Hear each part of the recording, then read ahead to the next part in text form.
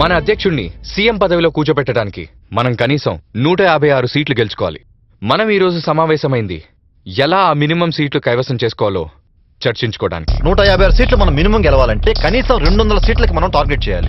మొత్తం సీట్స్ 294. వాటిల్లో SC 38, ST 19, మిగిలిన సీట్లు 237. ప్రగతి పదం పార్టీ 237లో 100 సీట్లు బీసీలకు కేటాయిస్తుంది. అయితే మనం 115 సీట్లు కేటాయిద్దాం. కాకపోతే అందులో 15 సీట్లు మాత్రం మైనారిటీ బీసీలైన ధనబలం జనబలం లేని కులాలకు ప్రాతినిధ్యం వహించేలా చేద్దాం. అంటే ఉంది, ఈ రోజుల్లో ధనబలం జనబలం లేని కొన్ని కులాలు రాజకీయాలకు శాశ్వతంగా దూరమయ్యాయి. వాళ్ళకి మనం ప్రాముఖ్యత ఇస్తూ దగ్గరవుదాం. మనం అనుకున్న విధంగానే మన ఆలోచన ఉందని అనిపిస్తుంది. మొత్తం 294లో ఎస్సీ, ఎస్టీ, బీసీ మరియు మైనారిటీ అభ్యర్థులు. వీళ్ళ అభివృద్ధిని దృష్టిలో ఉంచుకుని మనం ఒక కాన్సెప్ట్ ని తయారు చేయాల్సిన అవసరం ఎంతైనా ఉంది. అందరూ మనం తీసుకున్న నిర్ణయానికి కట్టుబడి ఉన్నట్టే కదా? ఓకే, డబ్బులు ఇచ్చాడా? ఇచ్చానయ్యా. ఎవరా శాలువా? నువ్వురా, వెళ్ళు. ఓకే, నమస్తే. మొన్న పార్టీ కొట్టావు ఛాన్స్. మామూలు కాదు సార్, స్కామ్ లో డబ్బులు అన్ని ఇతని దగ్గరే ఉన్నాయి. ఒక ఫోటో దిగు. వీడు ఫైల్ తెచ్చాడు. వీడేంట్రా బయోడేటా? నువ్వు రావాల్సింది ఈ పార్టీకి కాదు, ఆ పార్టీకి వెళ్ళు. నీతి నిజాయితీ అక్కడ ఉంది, వెళ్ళు. బరువుగానే ఉంది. రావయారా, నీకేంటయా? ఇదిగో ఏదో ఎమ్మెల్యే సీటు కోసం సూట్ కేసులు పట్టుకుని వచ్చాము. అయినా ఎమ్మెల్యే పోటీ చేసేది మేమైతే మా కుటుంబ సభ్యులంతా ఎందుగా? మీరందరూ ఈ పార్టీ మేనిఫెస్టోను అర్థం చేసుకోవాలి. ముఖ్యంగా ఎన్నికల్లో నిలబడే వాళ్లంతా కొన్ని త్యాగాలు చేయాల్సిన అవసరం ఉంది. కాబట్టి రాజకీయాల్లో కులబలమో జనబలమో ధనబలమో ఉండాలి గాని మీరేంటండి త్యాగాలంటారు? భూమి గుండ్రంగా ఉండి తన చుట్టూ తాను తిరుగుతూ సూర్యుడి చుట్టూ తిరుగుతుంది. కాబట్టే మనం రాత్రిని గాని పగటిని గాని సమానంగా చూడగలుగుతున్నాం. ఏంటయ్యా త్యాగాలంటావు, భూమి గుండ్రంగా ఉందంటావు, దానికి దీనికి ముళ్ళు పెడతావు? మాకు కాస్త అర్థమైనా చెప్పు. మరుగుతున్న పాల మీద మీగడ ఏర్పడ్డప్పుడు దాన్ని తొలగిస్తేనే కదా దాని కిందున్న పాలకి మీగడయ్యే అవకాశం ఉంటుంది. అవసరానికి ఓసారి సహాయం పొందవలసి వస్తే అది సహాయంగానే ఉండిపోతుంది. పదే పదే ఉపయోగించుకోవాల్సి వస్తే అది ఆనవాయితీగా మారుతుంది. భూమి గుండ్రం అన్నావు, ఇప్పుడేమో మేగడ అంటున్నావు. ఏదేదో చెప్తున్నావు, అదేదో స్వచ్ఛందంగా త్యాగాలంటున్నావు. అసలు మమ్మల్ని టెన్షన్ పెట్టకుండా అసలు సంగతికి రావయ్యా. మీరు మీ పిల్లల భవిష్యత్తు గురించి ఆలోచించకుండా నేను చెప్పబోయే కొన్ని అంశాలను మీరు పాటించాలి. అప్పుడే ఈ పార్టీలో సీట్ లేకపోతే నించుంటాం గానీ అసలు సంగతి చెప్పు.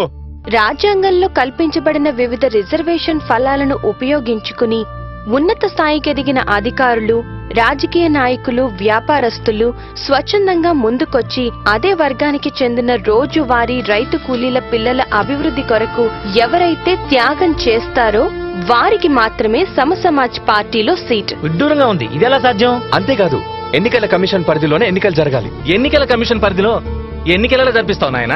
ఈ రోజు మీరు అనుకున్నట్టు లేరండి మన ఓటర్లు. ఎడ్యుకేట్ అవడమే కాదు, యాజిటేట్ కూడా అయ్యారు. మనం చేయాల్సిందల్లా వాళ్ళని ఆర్గనైజ్ చేయడం. ఎక్స్క్యూజ్ మీ సార్, మిమ్మల్ని కలవడానికి ఓ మాజీ ఐఏఎస్ ఐపీఎస్ అధికారులు బయోడేటాతో వచ్చారు సార్.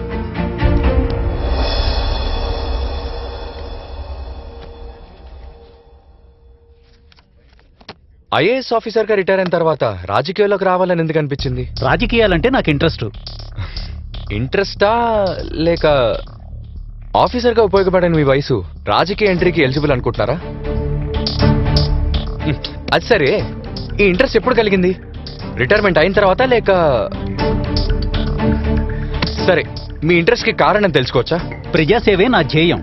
ఇండియన్ సివిల్ సర్వీసెస్ ద్వారా ఐఏఎస్ అయ్యారు.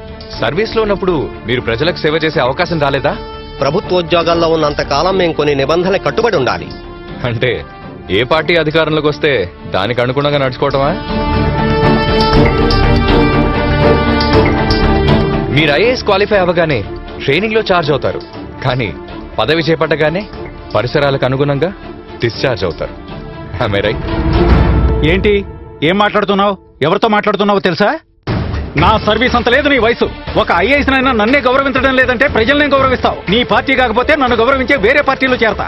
పార్టీ పెట్టి ఏవో 4 సిద్ధాంతాలు కాగితాల మీద రాసుకుని మేనిఫెస్టో అని పేరు పెట్టుకుని ప్రజల్లో ప్రచారం చేసుకోవడం కాదు. మాలాంటి ఆఫీసర్స్ ను ఉపయోగించుకుని లా అండ్ ఆర్డర్ చేతిలో పెట్టుకుని అట్టడుగున ఉన్న మీ పార్టీని పైకి తెచ్చుకోవాలి. ఉపయోగించుకోవడం కూడా తెలియదంటాయా నీకు? Come on let's go somewhere else. పదండి. Let's start our process. ఇదిగోండి. ఈ ఫామ్ ని జాగ్రత్తగా చదువుకొని కరెక్ట్ గా ఫిల్ చేయండి. నమస్తే, వెల్కమ్ టు మహా న్యూస్. రాష్ట్రంలో ఈసారి ఎలక్షన్స్ పొలిటికల్ హీట్ ని పెంచుతున్నాయి. ప్రగతి పథం పార్టీ, సమాజ్ పార్టీ రెండు ప్రచారంలో పోటాపోటీగా పోటీ పడుతున్నాయి. అలాగే ఎలక్షన్స్ లో తమ పంతాన్ని కూడా డిఫరెంట్ గా ఎంచుకున్న ఈ రెండు పార్టీలు ఒక్కో రకంగా తమ ప్రచారాస్త్రాలను సంధిస్తున్నాయి. ఇక ప్రగతి పథం పార్టీ మధ్య ఏర్లై పారిస్తూ డబ్బుని వెదజల్లుతూ మహిళలకు రకరకాల గిఫ్ట్స్ ని ఆఫర్ చేస్తూ తమ ప్రచారాన్ని కొనసాగిస్తుంది. ఎవరైతే ఎక్కువ డబ్బులు ఇస్తారో మందు పోస్తారో వాళ్ళకే ఓటేస్తాం. ఏంటయ్యా నువ్వు మాట్లాడేది? నువ్వు మాట్లాడేది నీకు తప్పు అనిపించట్లేదా? అంటే డబ్బు తీసుకోకూడదని అనే ఉద్దేశం.